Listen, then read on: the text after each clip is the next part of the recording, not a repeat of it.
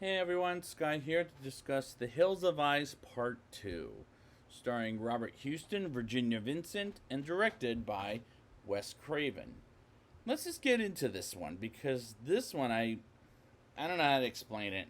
Let's get into it. The movie opens to a crawling that is based on fact, and I call bullshit because these two movies are not based on fact whatsoever. And if anybody believes this shit is fact, get that out of your mind. Then we recap to the ending of the original Hills of Eyes, and Bobby, returned by Robert Houston, tells the story of to a psychiatrist. And I hate the fact I have to be reminded of the last film quite a few times because remember, I hated the last film, absolutely fucking hated it. But this is much worse than last time, as the characters are not interesting at all, and I don't care about any of this shit whatsoever. Particularly Cass and her boyfriend Roy pretends he's one of the Hills people and tries to scare the Brenda, but instead she scares him while he was obviously wearing a mask to scare her. And this is not scarier as realistic as the last film.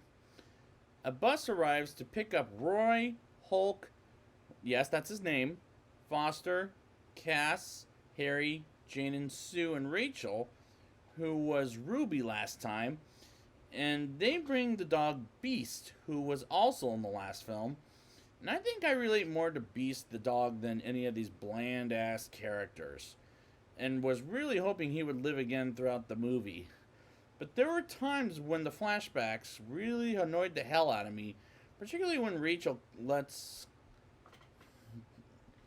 call her for now because that's what the movie's doing, dreams about it, and the groups stop and take a shortcut to where they're going, which will lead them to the hills of cannibals. And as they arrive, I'm 22 minutes into the movie and I wanted to turn this thing off, but I had to finish it for the show, obviously.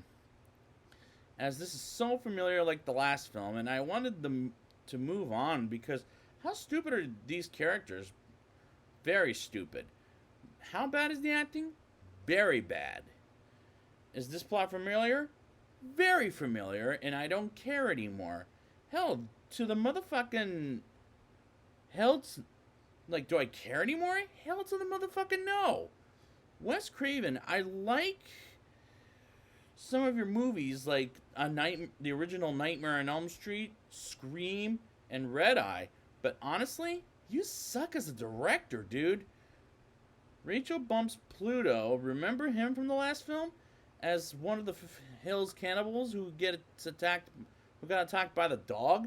And at the end of the last film, well, they had a brief fight, and Rachel confesses she was Ruby.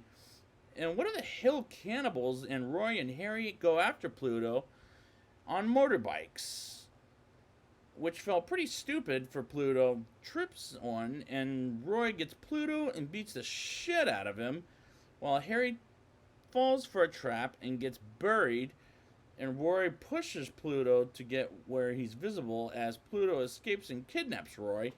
And all of this I'm groaning out loud at because these are stupid characters right off the bat.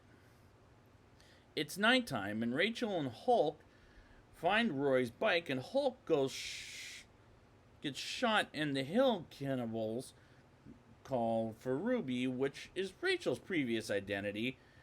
And the editing on this next scene was pretty bad, as Foster is caught by Sue staring at Jane naked.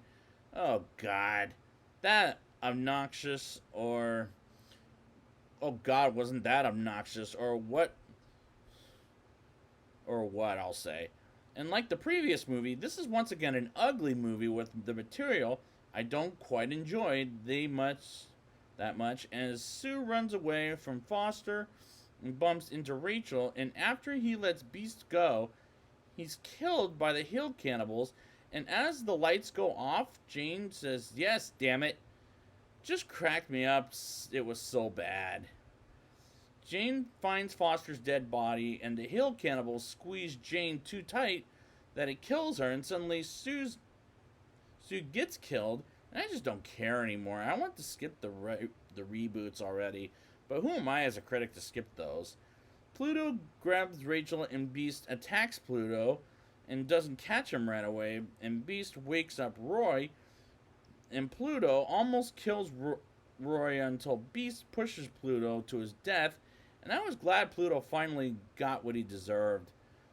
And none of these, as a climax, is making sense to me. Meanwhile, Cass is led to believe Roy is dead, and she's encountered by a... What's his name again? His name was the Craver? No, I forget. Whatever.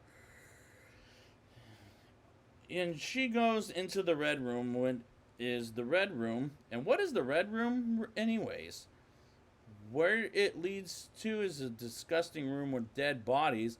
And I was checked out of this movie like an hour ago. It's so fucking bad, as it's pretty poorly made. Cass hits the glass bottle and the cannibal's head, and as she gets out of, she shouts hello, and they find each other and try to blow up the cannibal on the bus. And I thought, what the fuck are you doing? There's no way they can get home, and they put on the gasoline on fire, traps the cannibal, and blows his ass up. I was ready to move on. I was done. Now it's time for the rating. I'll give this movie a 1.1 out of 10. This is a poorly made and directed movie. I hate these characters, and I was ready to turn this damn thing off 22 minutes into it, but I had to finish it for the show, and it was just torture to sit through this movie as the dialogue was bad. And I don't want to have anything to do with these original movies, but unfortunately, I've got the two remakes to go. So I would like to thank you guys for joining me, and next week I will be back next time with the remake of The Hills Have Eyes. And until next time, The Hills Have Eyes.